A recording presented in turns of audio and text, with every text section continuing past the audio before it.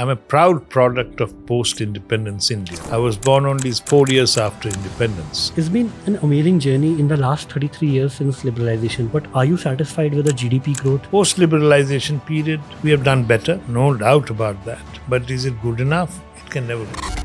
What were the 10 years of the UPA government and then the recent 10 years of NDA government? How would you compare them both? 2004 to 14, it's debatable whether the land-related reforms was the best thing that you could have done. Now, 2014 onwards, this government has definitely put more emphasis on infrastructure. However, a few laws which have been enacted have not been enforced. That's the agriculture-related laws, and the other is labor. It's a noisy democracy. Yeah. But having said that, democracy, I think, is very bad for India. But any other system is even worse. Pakistan has broken up. Bangladesh is in trouble. The former Soviet Union broke up. Yugoslavia broke up. Czechoslovakia broke up. There are plenty of countries that have broken up. But in spite of the best wishes of our British colonial masters, we haven't managed to break up as yet. But according to you, what will it take India to be a developed nation? What rate of growth is required today? See, a very simple calculation. Hi, this is Siddharth Aluwalia. Welcome to The Neon Show. I'm your host and also co-founder of Neon Fund, a B2B SaaS-focused fund that invests in the most enterprising software companies coming out of India, building for the globe. And our aim is to make India a $10 trillion economy. Today, I have with me Ashok K. Lahiri, sir. Sir, welcome to the podcast. How are you feeling? Slightly nervous, as I always do when I'm facing the camera. I'm also nervous. I'm intimidated by your stature, the work that you have done. So hopefully we neutralize each other. We'll neutralize each other. So you have been an Indian economist. You have been a member of, and you are a member of Bengal Legislative Assembly. You have been a member of 15th Finance Commission. You have been a chief economic advisor to the government of India. You were the 12th one, right? Such an illustrious career. And today we are going to discuss your book, like India in Search of Glory, what we did right as an independent country, where we faltered, right? And exactly how does the next 10 years of India look like? Because we can't say what are the next 10 years of India without looking the first 75 years of independence today. So first, I would like to start with, sir, if you can share your own journey in life. Where do you come from, about your parents, where you grew up, and what led you to choosing the current career path? See, it's a modest background, but I'm proud of my background. My grandfather was principal of a college in what is now Bangladesh, Memansingh. And so we are refugees. So I grew up in a middle class background and studied in Kolkata and Hindu school and Presidency College. Then it was very troubled politics. This was ultra-leftism was going on and education was disrupted in West Bengal, as you know. So my parents, with a lot of effort and hardship, sent me to the Delhi School of Economics to study economics. And from there, one thing led to another. Many things in life is just to be at the right place at the right time and not to do too many wrong things. And here I am. So I'm a proud product of post-independence India. I was born only 4 years after independence. And though I don't remember everything, but I remember enough to look back on the journey, India's journey and my journey, with a lot of satisfaction. And the advantage that I think I have, I come from one background, and by God's grace, and I am where I am.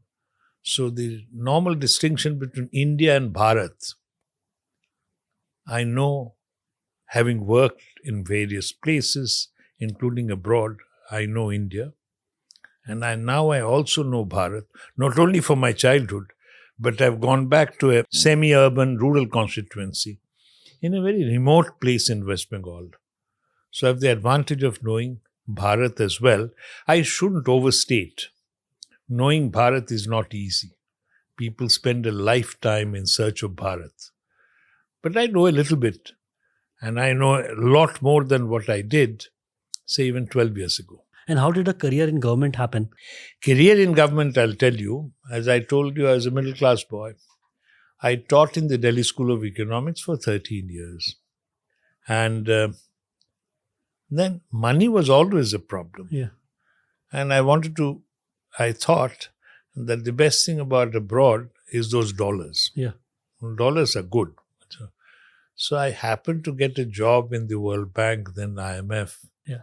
So I was there. And if you ask anyone who is going abroad, you'll find they will say, I'm going there, kuch paisa banayenge, then I'll come back. Going abroad is difficult, but coming back is even more difficult. My children were in sort of advanced classes in their school, but I was greatly afraid that I will die there and I'll be cremated there, which I didn't want. So I got a job. A former student of mine showed me a advertisement. You don't apply cold. And I did. UPSC interview, I got a job. Once I got a job, then it was difficult. So I took leave, came, and then one thing led to another. I'm happy and consider myself fortunate that I got great opportunities to work, first as an economic advisor, then director, National Institute of Public Finance and Policy, then chief economic advisor, then executive director, Asian Development Bank, then chairman, Bandhan Bank. I was involved in its IPO, then member Finance Commission. One thing led to another. And the coming back, it was a difficult decision, but I think the right decision, and I'm very happy that I did take the decision. And you went abroad when you were what, I believe 35, 36 years of age? 35. Yeah. And you came back when you were 50, I assume? I came back when I was, I'll tell you exactly, 16, 24, 14, I was 53. So I believe it must be a very tough decision because you Not went, 53. What am I saying? It's, I was, look how it is, 43. Okay. Almost 8 years after. 10 years. 10 years. I was there for 10 years. And by the time your kids grew up there. Kids grew up, yeah. So it's been an amazing journey in the last 33 years since liberalization. But are you satisfied with the GDP growth and the GDP per capita where we are at right now? See, aspiration and dissatisfaction is at the root of development and achievement. Once you are satisfied, you won't be able to do much in life. So dissatisfaction is a must. And as a sort of reformer or wannabe reformer, no matter what we do, I'll never be satisfied. No, we have done reasonably well.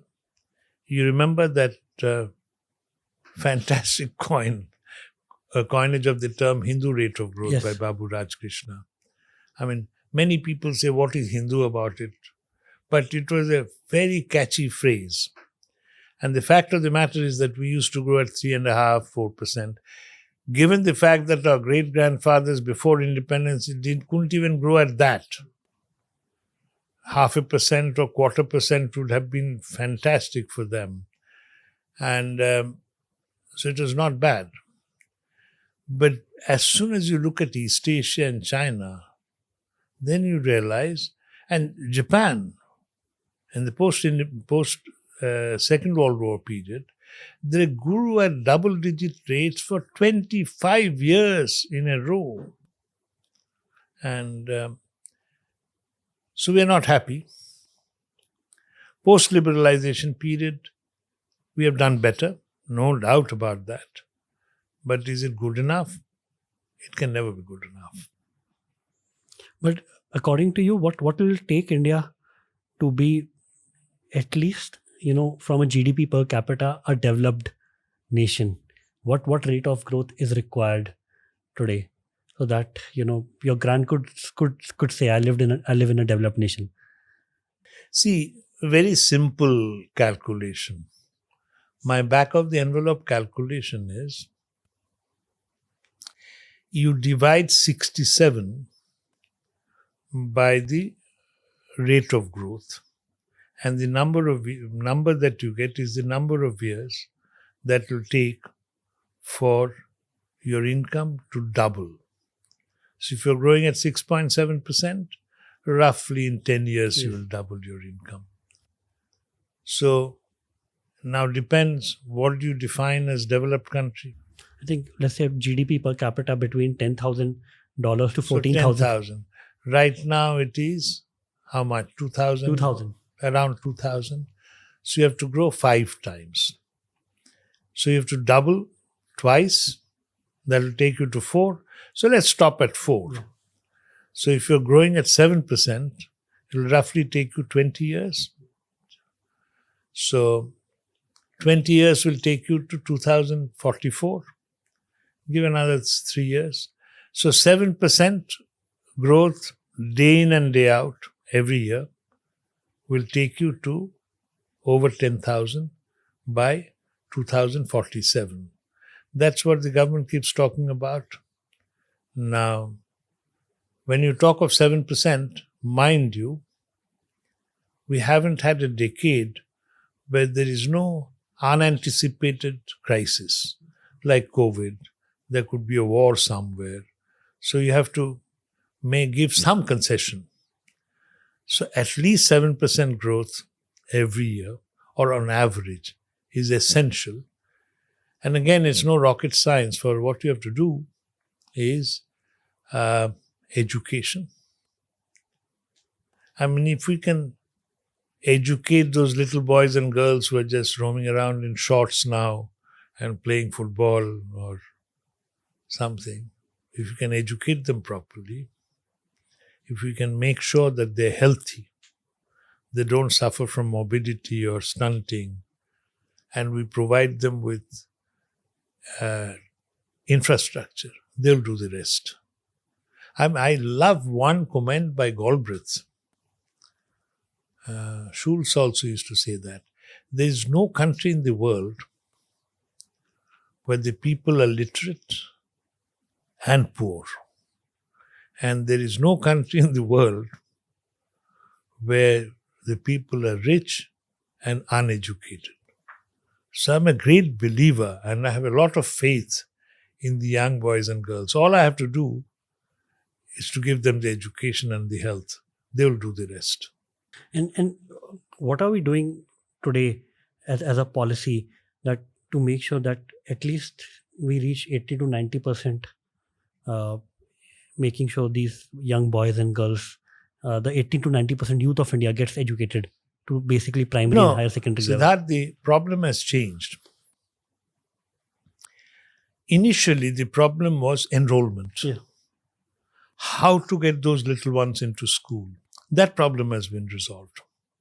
That problem has been resolved because now you talk to any poor person and ask them, how much have you studied? They'll say, 6 tak padh ke chhod diya. What about your children? My eldest daughter is going to class 10. Padhaoge? Haan, padhayenge. So enrollment is happening. But now we have come to the second stage of the problem. That is quality of education. That's much harder. That's much harder because you can appoint a teacher. How do you ensure that the teacher is good? How do you can build a school and get those boys and girls into the classroom? How do you ensure that they're being taught properly?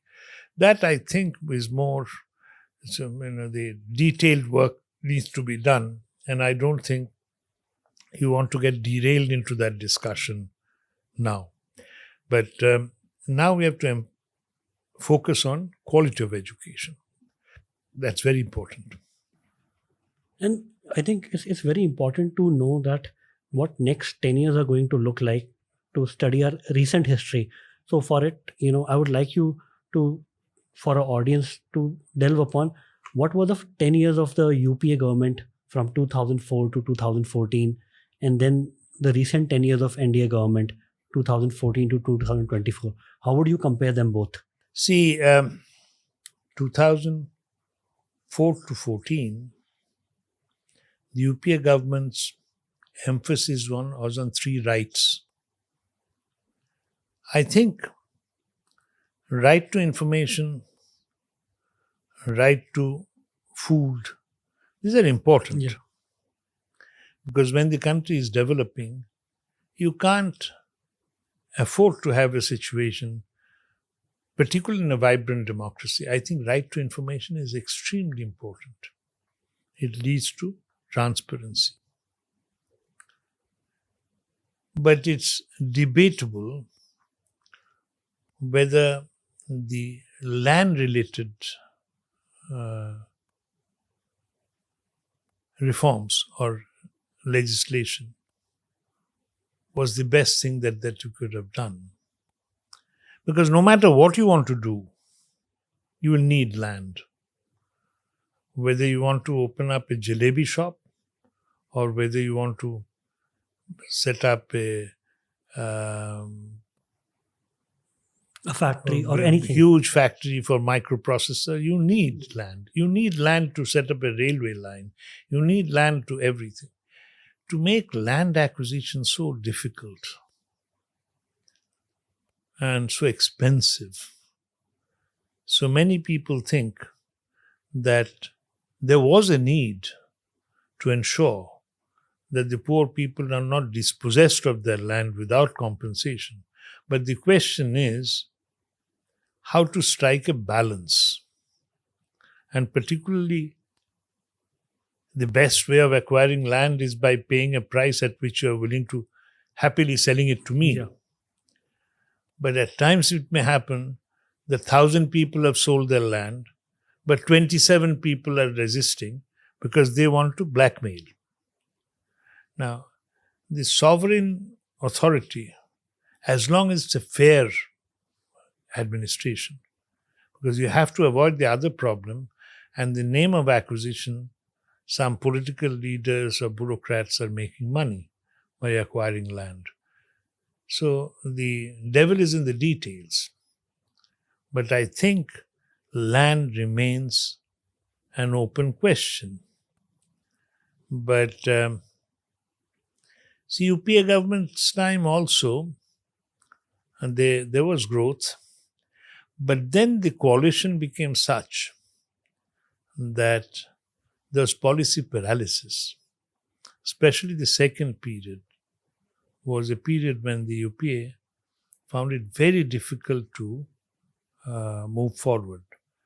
And the other problem that came is that this great recession came. And great recession came now with the advantage of hindsight. We know that the UPA government went overboard in terms of stimulus. So what happened during the last few years? High inflation and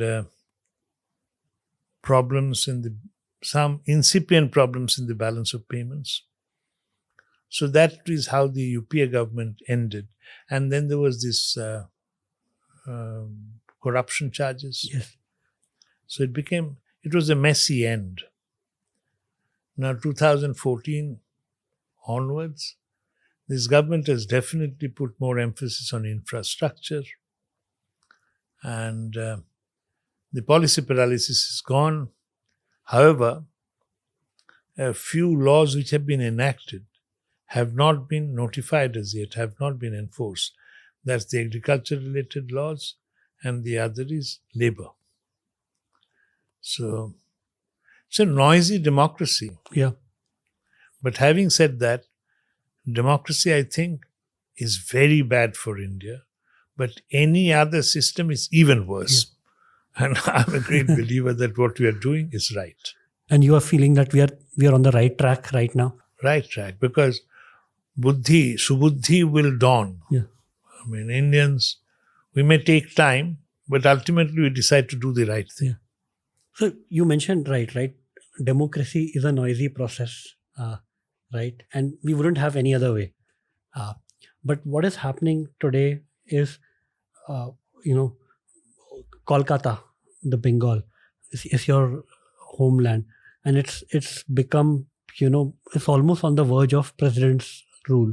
Why do you think it has happened? Because the entire country is growing, and Bengal has been, at certain point in time, not so long ago, maybe 100, 150 years ago, the most prosperous state in the country, the highest amount of literacy rate, the highest amount of businessmen. All the Marwadis came from that place, and now we are seeing it's in a turmoil. See, this is the process of growing up. Even you, who looks like a fine young gentleman, in your young days, teenage days, you must have done things which are not right. Yeah. So Indian democracy is also growing. See, what you're mentioning about Kolkata and the current problem, let's not go into the details of it. The discussion will get diverted. But the fact of the matter in West Bengal, what we sometimes forget to recognize, that's a very turbulent history since independence. The country got divided. It was a very messy affair. Jinnah, the father of Pakistan, let's not go into what he wanted actually and what actually happened. But the two-nation theory was actually unworkable, because with mixed-up population, how do you do a country for religion A and how do you do a country for religion B? So West Bengal was sort of flooded, inundated by refugees. The density went up all of a sudden. Second, we had the ports becoming dysfunctional because of silting problem. There was also the problem of food in the 50s and 60s in particular. And then there was the freight equalization, whereby the whole eastern region, the mines, the minerals and metals were available all over the country at the same price.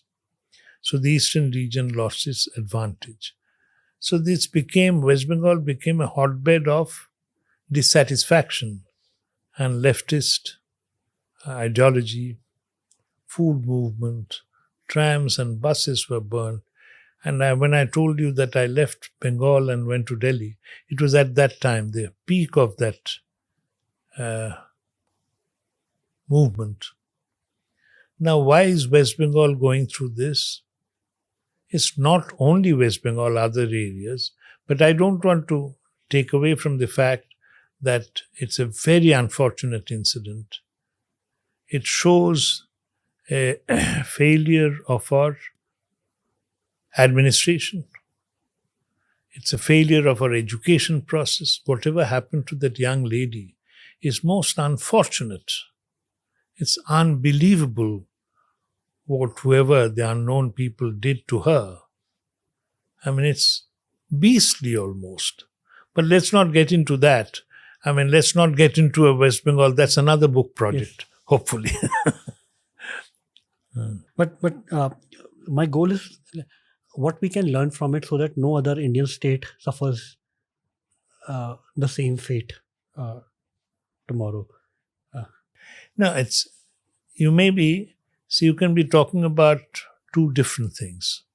One is law and order, and the other is the way we treat our women. Now, the way we treat our women, improvement will come with education. And I think it will come also with more liberal attitude. If I have never met any woman apart from my mother and my sisters, then I have a different feeling about the women. But when I meet enough women of my age group and younger ones, then I realize that they're also human beings. They feel pain, they feel happy. They're just as human as I am. So openness, I think, I will not for a moment claim that you young boys and young men are worse than us when it comes to women. No, you're better because you have a better understanding of those women. So a more liberal society and a better education is extremely important. And one of the important things that you mentioned in your book is uh, the neglect of taxation for a long period of time and resource constraint. Would love to dive deep into that. See, there is a debate about what the government should do. Normally, we ask for three things from the government: spend more. You want more government to spend more on everything: Yeah. education, health, roads, railways, name it, you want it. You want the government to tax less. Why are you taxing me so much? It's too much. And the other thing that you want, don't borrow so much. Don't have so much deficit. I mean, it will not take you even 1 minute to realize that these three are inconsistent with each other. You can't say spend more on everything, tax less, and borrow less. Yes. So which one is legitimate? In India, do we spend too much? I don't think so. Yeah. Because if you think of education, you want them to spend 6%. On health, you want the government to spend more. The government meaning the general government, Yes. the union and the states combined. But at the same time, you'll find that taxation, you talk to your mama, he will say he's being taxed too much. You talk to me, I'll say I'm being taxed too much. If everyone is being taxed too much, then how do we spend and without borrowing? And you ask anyone, is our deficit too much? They'll say, yes, deficit is too much, debt is too much. So I think it's my judgment, and many people would agree with me, we spend too little, we tax too little. And we must spend on the right things. But again, education, health, infrastructure, law and order. Law and order has to improve. Now, taxation, let me give you an example. Okay. You look at direct taxes, income tax. Income tax, the most important thing is the exemption level. Exemption is what below which income level you don't have to pay any income tax. Normally, who are exempted? Exempted are poor people. Yeah. Who is poor? If all of us start claiming, you start claiming I am also poor, I claim I am poor, then there is no one left to tax. So normally, the exemption level has to have a bearing with per capita income. And the other is poverty level. Now, forget poverty level. But even in terms of per capita income, you compare our exemption level with our per capita income and compare the exemption level of other countries with their per capita level. Ours is much higher because you must have seen in the newspapers and television the discussion, middle class is not, has been forgotten in tax. I mean, who is going to pay the taxes? Only the rich? In fact, it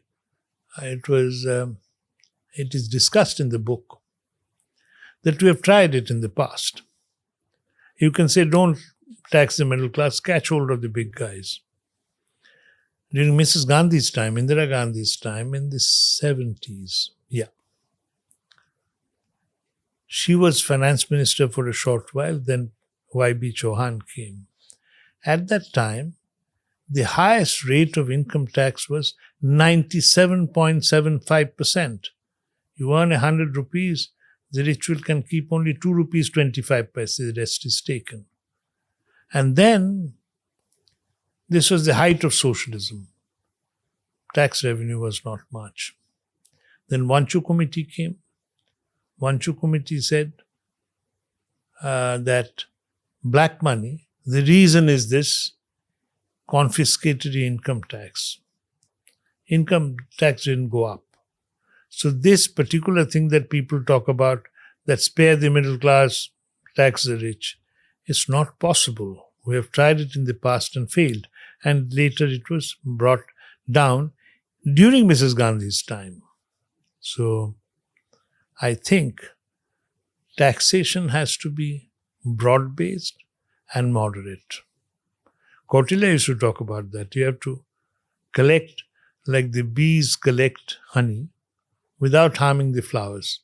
If you collect it from many flowers, then no flower will be affected. I think the one reason is if you start taxing rich, and it has happened, it's happening currently, has happened in the past, they leave the country, right? For example, now Indians are migrating to Middle East countries like Dubai, Saudi, Qatar, or even our Southeast Asian countries like Singapore, and they have always gone to the US, right?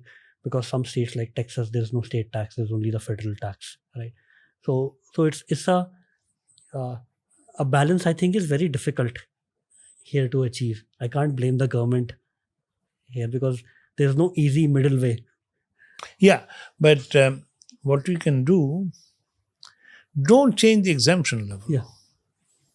If you keep it fixed for a long time, since per capita income is increasing, Yes. the denominator is increasing, numerator remains the same. As a proportion, it keeps coming down. Yeah. One thing that I always think about is, let's say today we have only 15 million people paying the largest amount of tax, right? Even the government has said that the tax money that we collect, direct taxes, are from 15 million people only, which is like if we have a population of 1.4 billion, only 1% of the population is bearing the load of the entire country. If we have to bring, for example, 30% of the population under taxation, then even for the people who are, currently getting the concessions, if we start collecting tax from them and start giving them benefits, so at least we'll bring a more percentage of population under taxation and give them out the same amount of benefit for which they are paying the tax, right? So, but our coverage will increase, and over a period of time, what is happening, the lower middle class is jumping to the middle class, and the middle class is moving upwards. So the coverage, I think that way. Maybe, I might not be fully right. No, it's right. Only one thing that you have to remember, if there is a family size of 4 or 5, so one person paying tax is actually representing 5 people. Yes. So 1.5 crore people paying taxes or 2 crore people paying taxes, it's actually 10 crore people of 2 crore families who are paying taxes. That's the only thing. You're right. I agree with you. Yeah. Like if we the government starts providing equal benefit to the people who are not under the current tax regime. See, here the issue is an enlightened discussion in a democracy. See, democracy to me is not only an end in itself, I believe is the safe instrument for achieving what the people want to achieve. Now, how do you articulate what the people want? See, the people are not going to spend 20 days reading and thinking about issues, Yes. what should be done. It's the job of the politicians and the media to inform the people. Now, will the people's response be the same in Belgium and in Burkina Faso? No. Yeah. But the points have to be put properly. And people will respond. I think people will respond. And so far as politicians are trying to maximize votes, it will depend on the people what kind of feedback they are giving. And I think Indian people, once they're informed about the issues, they always take the right decisions. And they, very interesting, and that was the beginning of the book. I mean, if democracy, is it good? Is it bad? If you can get God as our dictator, nothing like it, then we don't have to worry about all these elections and so on. But the problem is, how do you get God to become our dictator? It may not be God, it may be Saturn, it may be devil will become as. Now what I believe is that once the people are informed, people choose the right leader. And when the leader goes astray, they punish him or her. And here is the symbiotic relationship. I'm improving, so I'm choosing a better leader. I'm choosing a better leader, so a better leader is giving me better policies. I become even better. So it's a win-win situation. It's a virtuous circle. So here, I think it's very important to have the right kind of debates. And I think we're on the right track. There may be ups and downs, but ultimately we are moving in the right path. So that's the search of glory. And the search of glory, democracy is not an end in itself. Democracy is an instrument. I think democracy as an instrument is also a safer instrument than anything else. Is the search of glory in your book that you mentioned is same like the search of happiness, like the pursuit of happiness? Like there is no end to it. No, I'm no historian, but whatever little I read, see, India was a rich country in a relative sense. Now, is it ancient history? Is it medieval history? Even medieval period. And we have reasons to believe that it's a very long history, going back to Mohenjo-daro, Harappa. So glory we have had. We are trying to regain that glory. Forget whether we had the glory in the past or not, but Indians, we are very proud people. We may not have the money, we may not have produced as many Nobel laureates as we want to, but we are very confident about our basic abilities. So that's the search of glory. And that search of glory, search of glory, whether we are following the right instrument, right path. The issue is you can't discuss all policies, what it should be. As long as you have chosen the right government through the democratic process, is it doing it or not? And here comes the, chicken and egg. People vote properly. Once they are informed, they're enlightened. They vote properly, they get the better leaders. The better leaders give better policies. So people vote even better. So that's the virtuous cycle. That's what I'm trying to sort of grapple with in this book. And I believe so far so good. There have been lapses here and there, but there is nothing to suggest that we are off track. And what gives you the most amount of confidence that we are on track today? I told you, I saw a number somewhere, they say that 40% literacy rate is what is essential. Now we've gone far beyond that. Now we are talking of quality of education. But a literate people,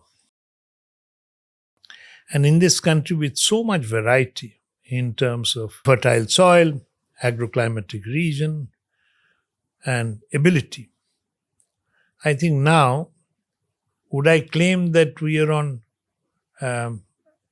automated system where glory is inevitable? No, but there's reasonable grounds to believe that we have reached the takeoff stage. It's like China. So China, Deng Xiaoping came in 1979. Till 1991, 90s, mid-90s, Tiananmen Square, there were doubts. But it was a silent revolution that was happening. And China hit the scene in the early 2000s. I mean, we are going to hit the scene if we haven't hit it already.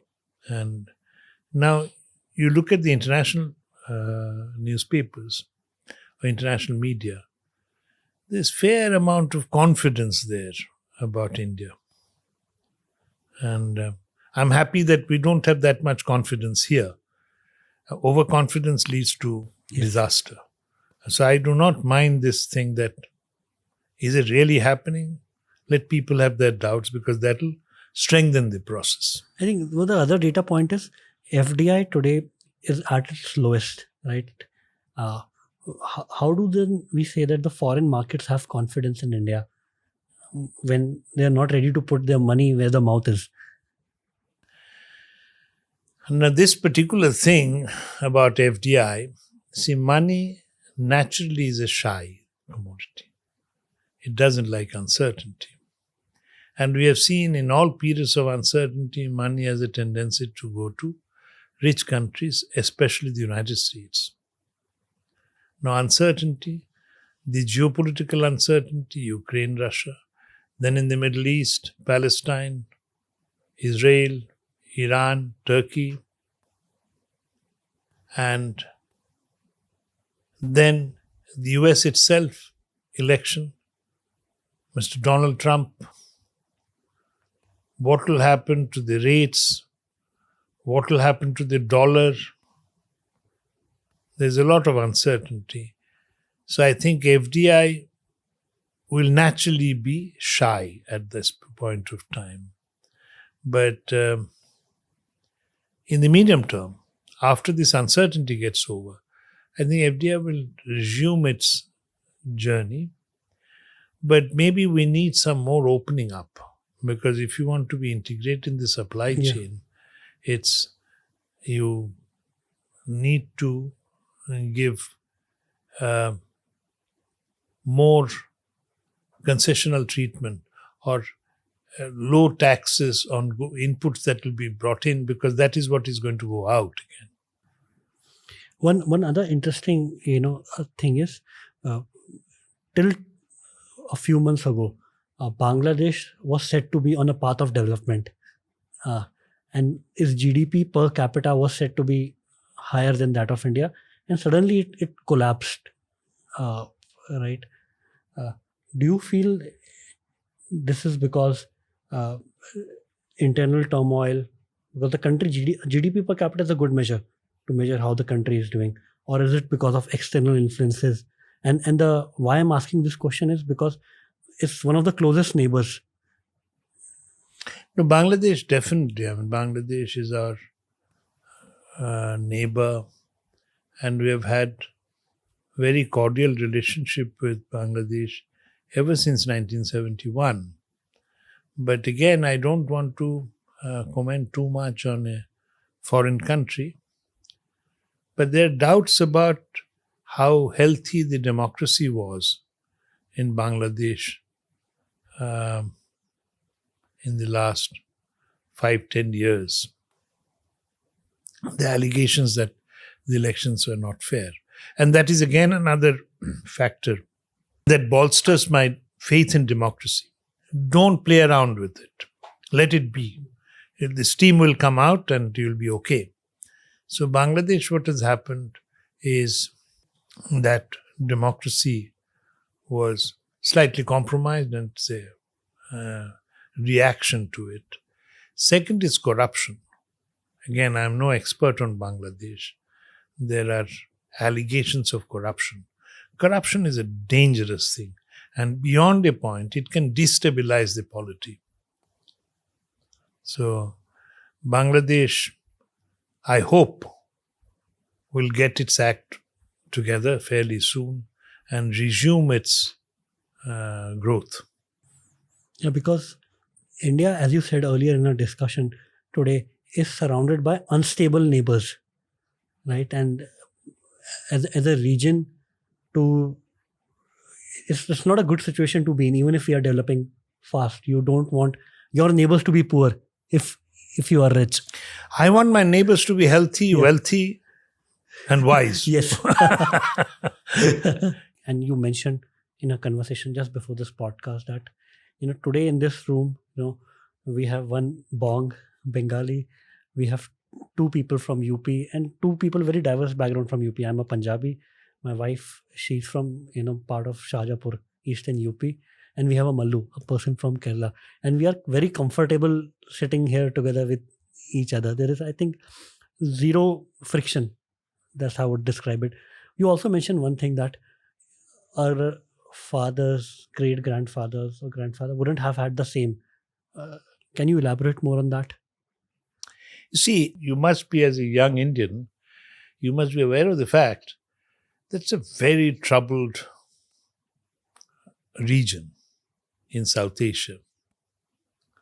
Pakistan, I have many Pakistani friends, and Pakistan is a troubled polity. Some people say it's a failed state. Bangladesh had its tremors. Sri Lanka has had its problems and continues to have problems. Nepal is not in a happy state. In that, this massive land, which is India, we have managed to be together. And if you read the skepticism, which is in this book, of Englishmen who thought India, Winston Churchill, I think, said that India is no more a concept than the equator. But I think our founding forefathers were right. No matter where you are, from Western UP, Eastern UP, he may be from Kerala, there's an underlying unity. Yeah. Pakistan has broken up. Bangladesh is in trouble. We have seen many countries. The former Soviet Union broke up. Yugoslavia broke up. Czechoslovakia broke up. There are plenty of countries that have broken up. But in spite of the best wishes of our British colonial masters, we haven't managed to break up as yet. And the understanding grows. Now it hardly matters. I mean, Punjabis can't claim that Chole Bhature is Punjabi. Yeah. Bengalis can't claim Rasgulla is Bengali. Yeah. Even dosa and idli, fairly soon, I would be surprised if your children believe that dosa is actually from the south. They'll say, what nonsense. I get better dosa in Lajpat Nagar than... So it's a fantastic achievement. This India, I don't think we have had an India as big as what we have now. For a long, long period, you can go back to the Maurya dynasty or Akbar. Even then, I don't think we had such a large area where you could go without being questioned as to who you are. Yeah. So that's a great achievement. Great achievement. But mind you, we shouldn't rest on our laurels. And integration is still an ongoing process. But I feel very happy when I meet a young woman who says, this is my husband. She may be from Himachal, and the man may be from Tamil Nadu. And, no problems. And so, it's very important for our listeners to know, especially the young ones, what is the cost that we have paid to bring this unity together? See, I think zero. Zero because what is the counterfactual? The counterfactual is that we had British India. Yeah. Even British India, if you look at the map was, it was divided into provinces according to when the Brits captured that area. And then you had some 500 odd princely states. Can you imagine some 600 countries in India? No, today I can't. You can't. I mean, it would have been foolish. Yeah. Because the most important thing is to have the advantages of a small country as well as the advantages of a big country. So our quasi-federation, what I call quasi, because India is a union of states, not the United States. Yeah. So our founding fathers, what they tried to do is to have a quasi-federal structure. Quasi-federal structure is you have the autonomy to do what you like in a particular state, but you give the center the powers where the center has an advantage. For example, you don't want to break up an economic space by borders. Look at what the European Union did. It would have been a tragedy if some Keralite producing something had to negotiate borders and checkposts and customs to sell something in Meerut. Yeah. That would be foolish. Yeah. Now, similarly, I want to employ the best IT engineer. Why do I have to restrict myself to Gurgaon or West Bengal? I can recruit anyone I like, the best and the brightest. So I think the advantage that we have with the current arrangement is that we have the advantage of being a small country together with the advantage of being a big country. So the counterfactual would have been disastrous, and there would have been conflicts. Conflicts that you have seen that our forefathers, or even we, have actually gone through a lot of trouble. You don't remember, you're not even born, the breakup of the Bombay state, Gujarat, Maharashtra. It was a very turbulent period. The breakup of Madras presidency into Andhra, Sriramulu, there was a fast unto death. And in recent times, you have seen Jharkhand, Chhattisgarh. So be it. I mean, someone wants to break up, it's okay. And I think the counterfactual would have been much worse, much worse. The cost is sometimes when you and I are trying to be friends, there will be conflicts. And I'll think that Siddhartha, I wish I was not. But then the time passes and then we again become. So conflicts, occasional conflicts, some hiccups, nothing to worry about. We must be patient. We must be fair. The fairness is very important. And then people come around. So one thing which I want to dive into your book right now is, you mentioned that India has developed in the last 75 years, but not so much as compared to our Southeast Asian neighbors and China. Why do you think are the core reasons behind it? It's a complex topic. I'm asking you to simplify it. It's a challenge, I know that. See, first you compare India with the East Asian tigers, Yes. the newly industrialized countries like Korea, Singapore, Hong Kong, and Taiwan. And I'm deliberately leaving Japan out because Japan is a different story altogether. By the mid-19th century, the Japanese in the Tokugawa period, after Meiji Restoration, had taken their literacy to 40%, 50%. Japan, mind you, was a strong enough country to take on Russia in 1905. And then in the Second World War, you know the history. So Japan post-war was a reconstruction. Like Germany was reconstruction. Ours was no ours was only construction. You can say India was also reconstruction because if you Look at the Mughal period, when Thomas Roe, the ambassador from England, came to Jahangir's court. Jahangir was dismissive because Thomas Roe, the presents he had bought, were not good enough for Jahangir.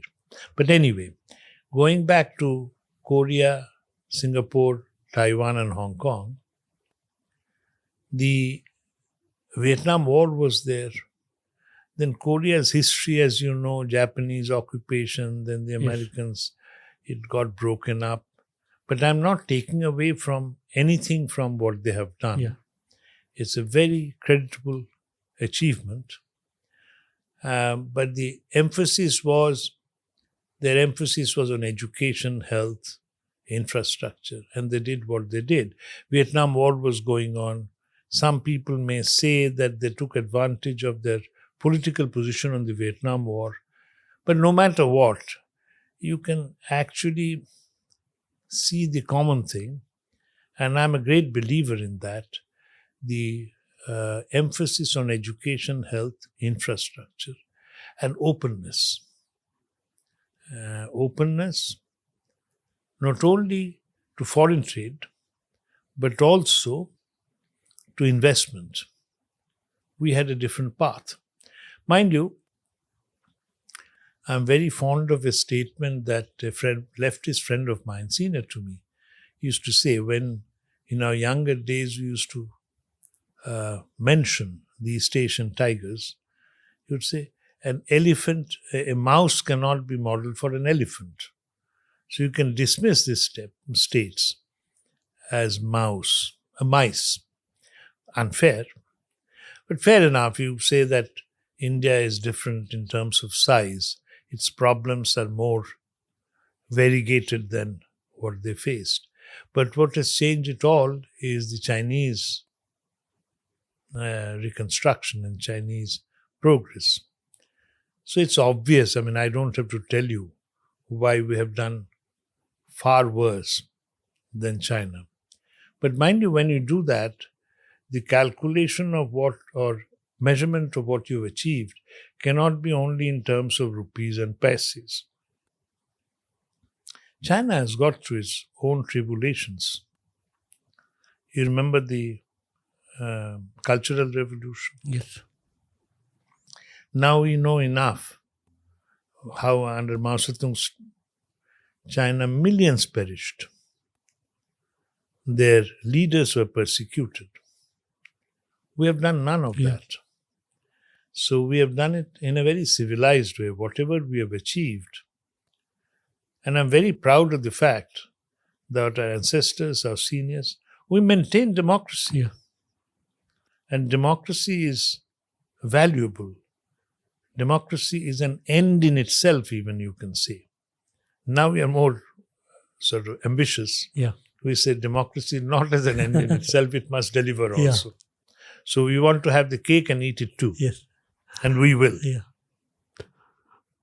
But there are few, that saying that, and you also mentioned in your book that our negligence on physical infrastructure, education, and health, especially during the first 5 decades, has cost us dearly in terms of development. That is true. That is true. But cannot blame our ancestors that much. Because what was the expectation?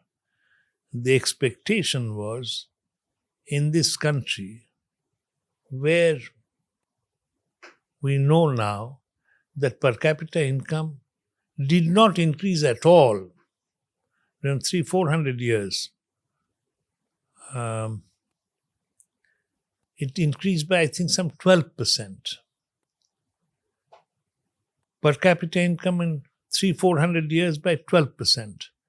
And the idea was that we'll grow at double-digit rates. And mind you, we did not grow fast enough, but still, I think in the first 10 years of independence, we grew more than what we grew in 300-400 years of British rule, of previous to that. So we didn't do badly. And the idea of these guys was that we'll grow very fast, we'll have the money, then we'll start spending on education, health, and roads.